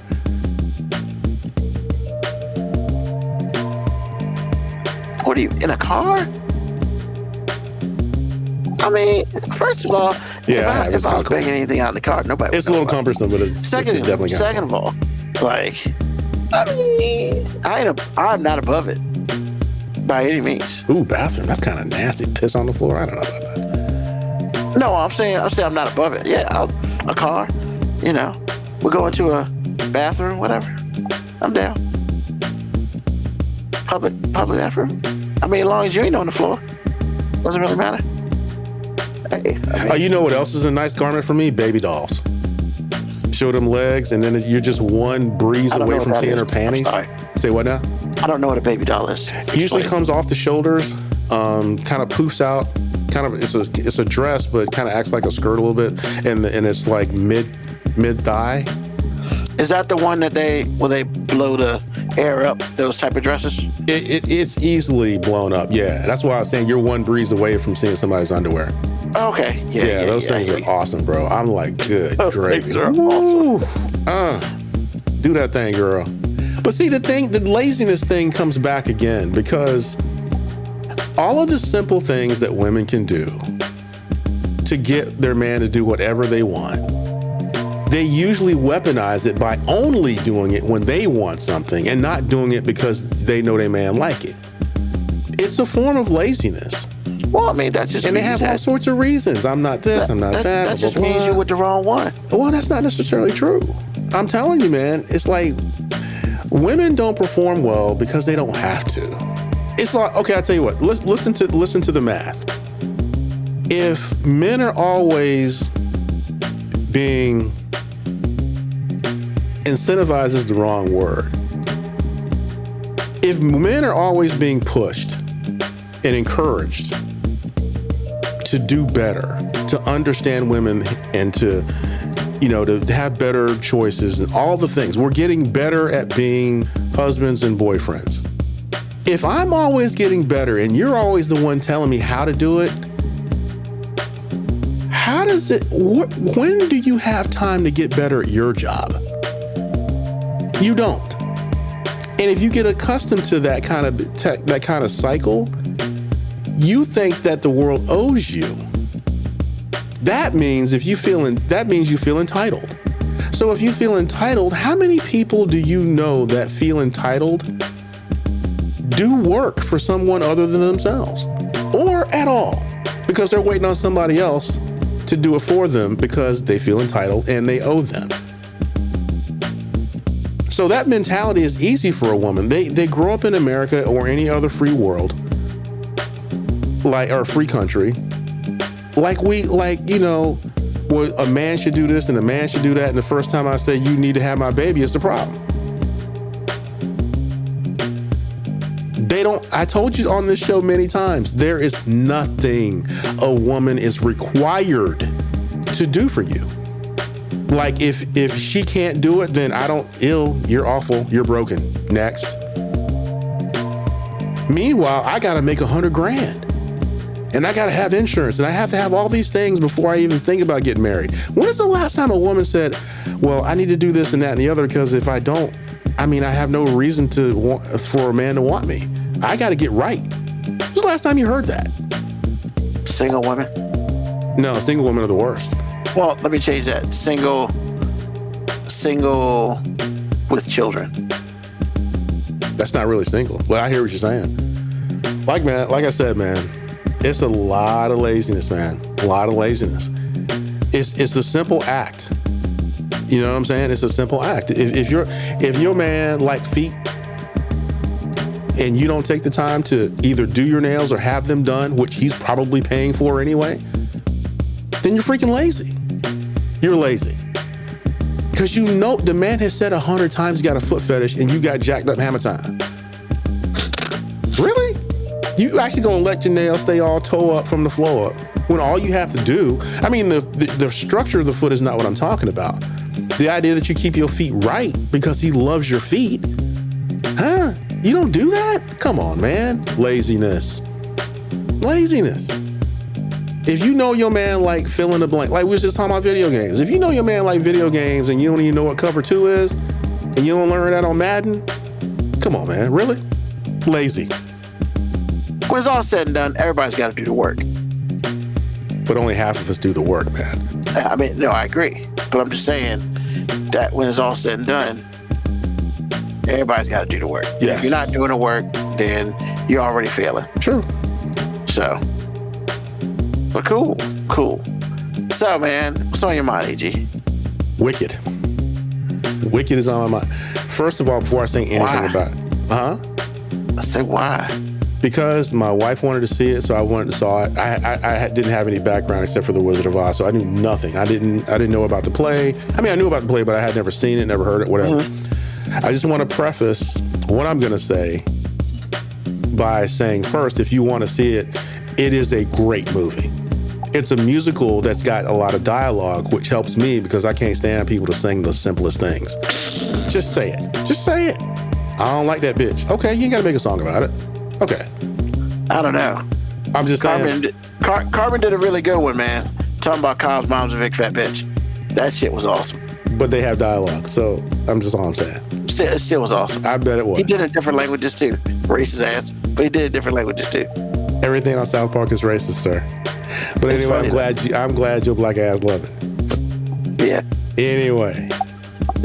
But before I say what I'm going to say, Wicked is very good. I mean, it's a great film. I hope it wins a whole bunch of awards, whatever. Now, if you are black or brown or any fringe ethnicity, whatever, be warned, this entire movie from Jump Street is a trigger. It highlights racism and elitism and all the isms that kill us as black and brown for 2 hours and 40 minutes. 2 hours and 40 minutes, sir. I promise you it does. I got to that movie pissed. I was pissed. I would look at Lauren, she's like, oh, wasn't it good? Yeah, it triggered me the whole fucking movie. Couldn't believe it. And she's like, what are you talking about? I had to point, I ain't gonna tell you, because if I tell you, I'm not still gonna tell you if you haven't seen it. I'll let you see it. But anyway, the racism was high. The colors were switched because obviously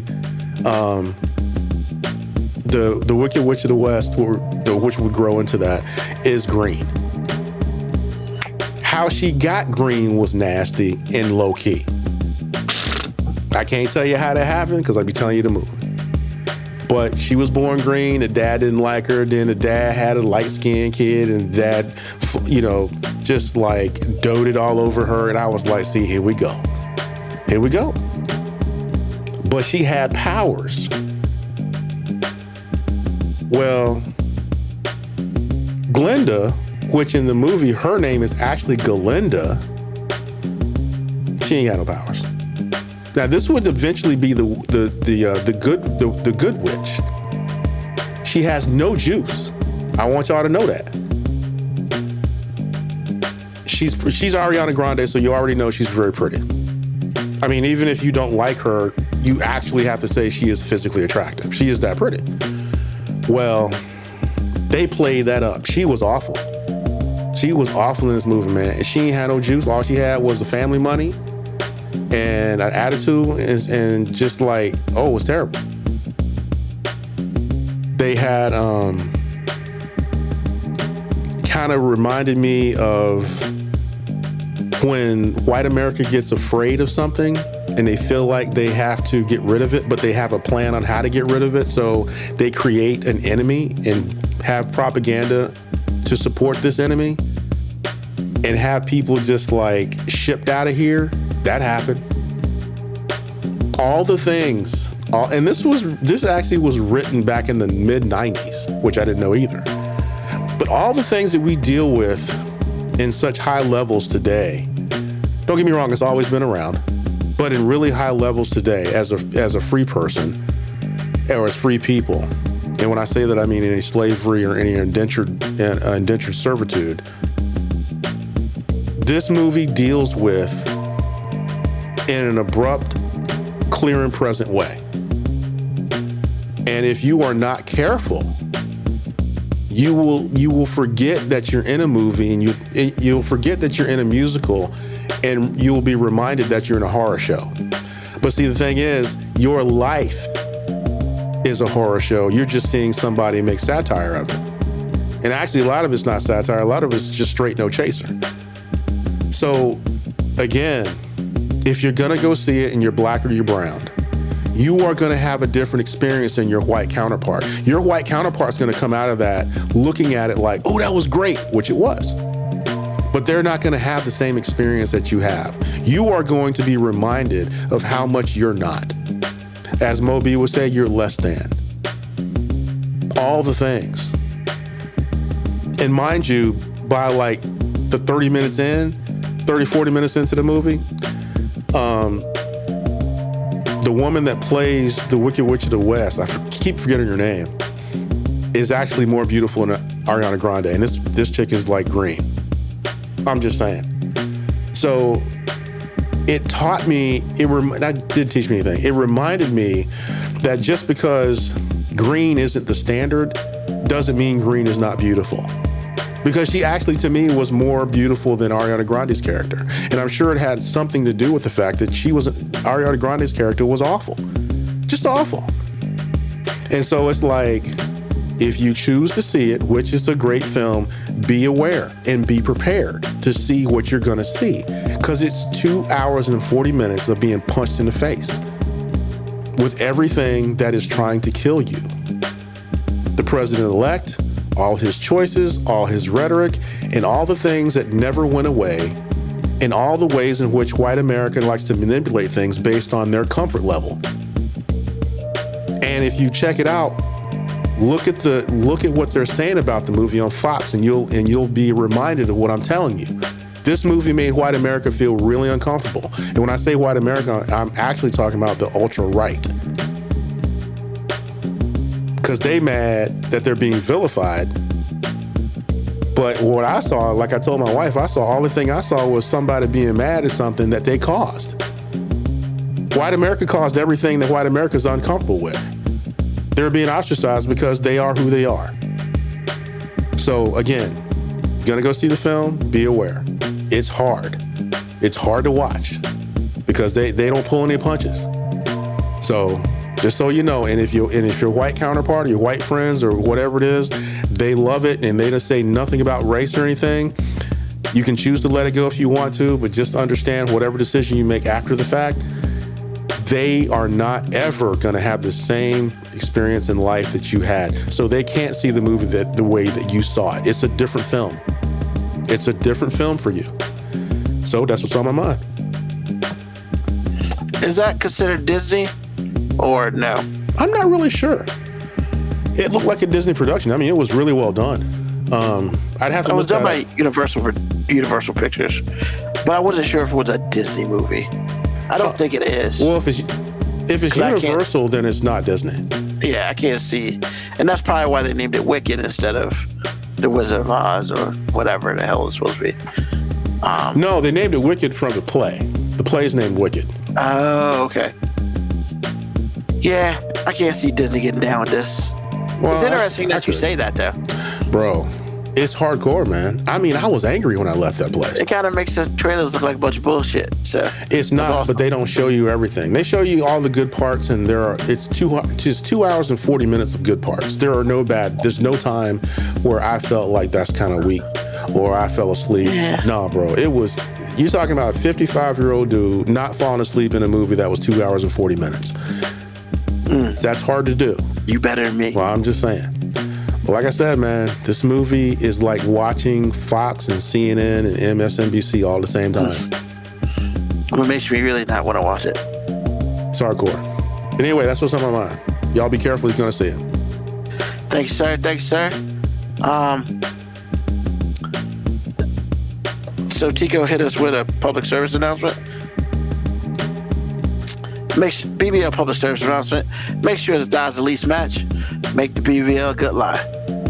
And that's exactly what I was saying. Because it's some skinny girls out here with a bubble butt, and it doesn't look good.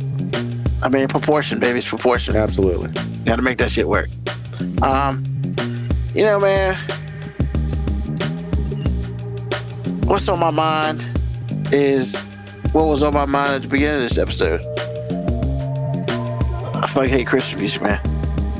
And I'm not going to belabor it because I spent like 20 minutes doing that earlier. It's just what it is this month, man. I can't get away from it unless I'm playing music. And I know when I go do my job this week, the next week, the week after, till the end of this month, it's Christian music.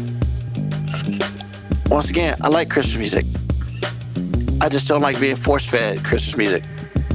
That's all it's, if I'm at home and I want to have me a little bourbon and whatnot, sit in my home on my couch and listen to, Silent Night and all the other stuff, then that's me. But I don't want to get smacked in the face with some goddamn Christmas music. I just don't. But I know everywhere I go, I'm going to hear it. The only thing that means, ladies and gentlemen, a couple of months ago, I purchased some Google Pixel Buds 2. They're getting a lot of use this month. That's just what it is. So, with that being said, I'd like to thank everybody for listening to 5 Minute Warning tonight. As you know, we're here every Sunday, 9 p.m. until we just feel like not talking no more. And tell a friend, tell an enemy, just tell somebody about us. Once again, every Sunday, you can get us on Twitch, YouTube, wherever. We here. So you should be here with us. Tell everybody. Tell your mama, tell your grandma. Don't tell anybody under 18 no, because this shit ain't cool for them. We don't do that here. Because you're not going to report me. You said all those bad words. How old you kid? 16? It says TVMA, man. Like, is your kid stupid or you dumb? So, like, I need you to answer those questions before you talk to me about that. But with that being said, next Sunday, we're going to do this again. Moby, see you next week. And as always, peace, love, hair grease, soul, and deuces.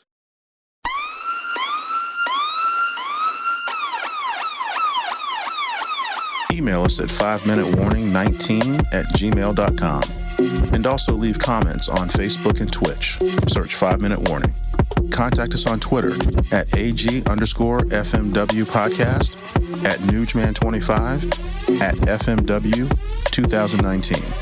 Contact us on Instagram, Moby 5 Minute Warning, AG_5 Minute Warning, Newsman25. You can listen to the podcast at Apple Podcast, Spotify, or wherever you get your podcast. Thank you for listening. This has been another episode of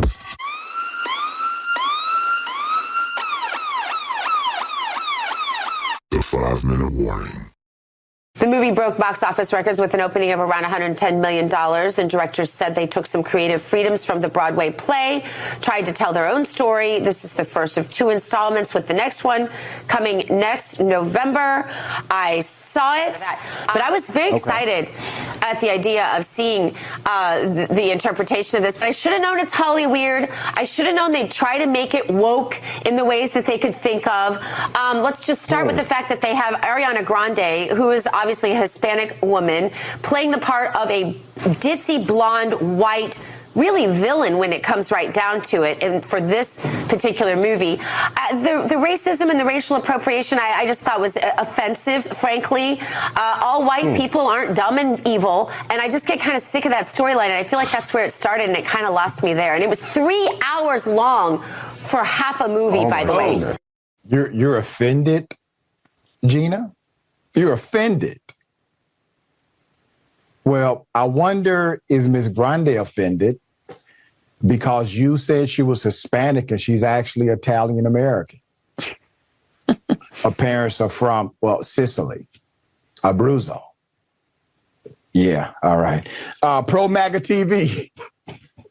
They come for everybody. So dumb. Everybody. Pro MAGA TV. The host, Gina Loden, accused the movie Wicked of racism against white people after she mistakenly engaged in racism on live television by assuming that the actress Ariana Grande was Hispanic. You know, dear sister, I call you sister because I hope you can be one day, in values and in ethics. You know, you could have just Googled it prior to,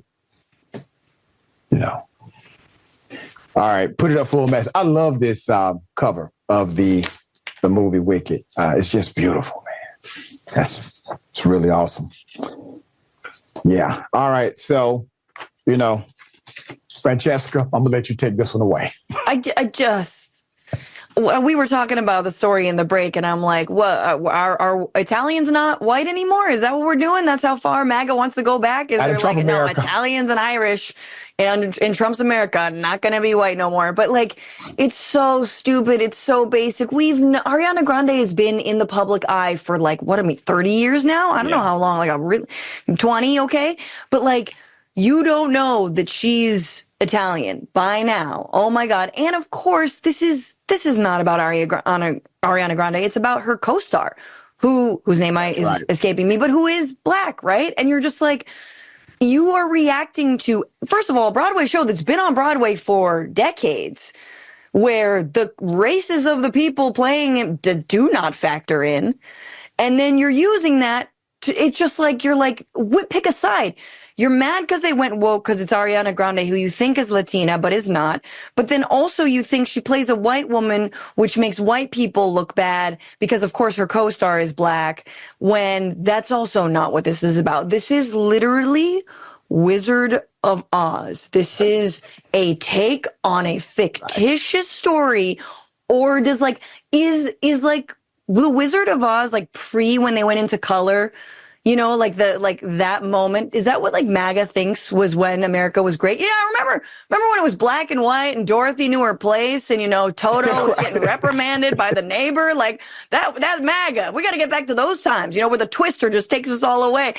That's literally, they think it's real.